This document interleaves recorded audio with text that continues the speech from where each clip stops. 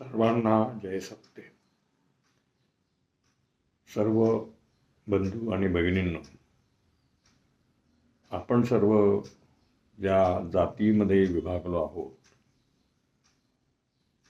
वर्णव्यवस्थेमध्ये विभागलो आहोत, ती वर्णव्यवस्था किंवा जातव्यवस्था देवानं निर्माण केली अशा प्रकारची भूमिका दिसून येते किंवा अशा प्रकारची भूमिका मांडण्यात येते. ते लोक कोण आहेत? सर्वसाधारण लोकांना देखील असं वाटते की जात ही देवानं निर्माण केली आणि खरं म्हणजे देव कोणी निर्माण केला?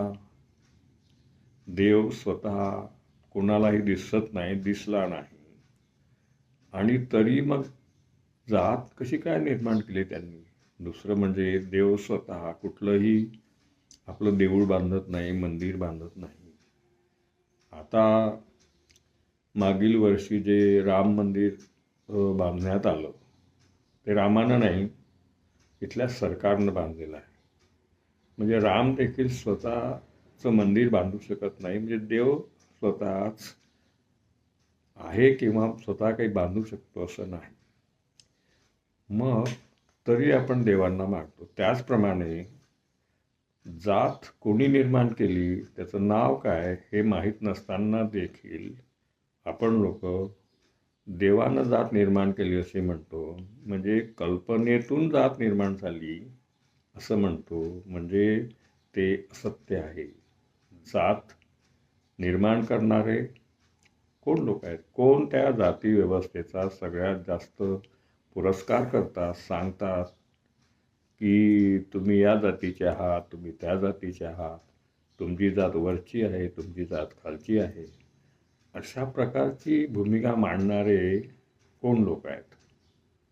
ते दिसत नाही. पण ज्या लोकांनी अशा प्रकारचे पुस्तकं लिहिले, ज्याला ग्रंथ पण म्हणतात, मग ते वेद असो, मनुस्मृतीसारख्या स्मृती असो, रामायण असो, महाभारत असो, यांचे लेखक कोण आहे?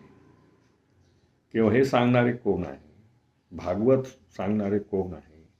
तर हे लोक जे आधीपासून शिकलेले होते, त्यांनी अशा प्रकारची मांडणी केली आहे की वर्णव्यवस्था ही देवानं निर्माण केली. आणि ते स्वतःला पण देव म्हणतात. हे पहा तुम्ही की या देशामध्ये भूदेव म्हणजे काय? भूदेव म्हणजे जमिनीवरचे देव. तर या देवांना, भूदेवांना ओळखाल कसं आपण?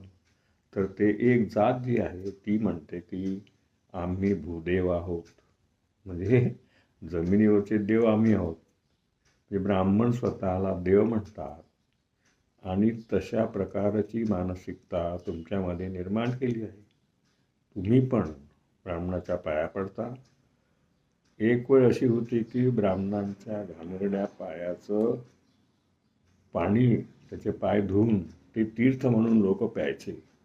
हे मी स्वतः माझ्या आजीला करताना पाहिले, अगदी मी लहान असताना.